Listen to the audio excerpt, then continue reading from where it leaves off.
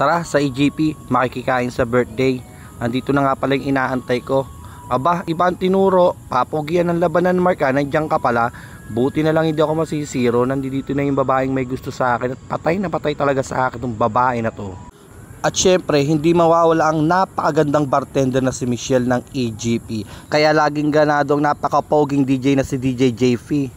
At eto na nga, napakaraming handa ni Christine. Happy birthday, Christine. More birthday to comes para more libre to come sa mga kaibigan mong tulad ko. Ayan na, at kakanta na nga kami ng happy birthday. At syempre, papatalo ba ang birthday girl? Aba, sumayaw ng sumayaw. Sige, birthday mo. Pagbibigyan ka namin.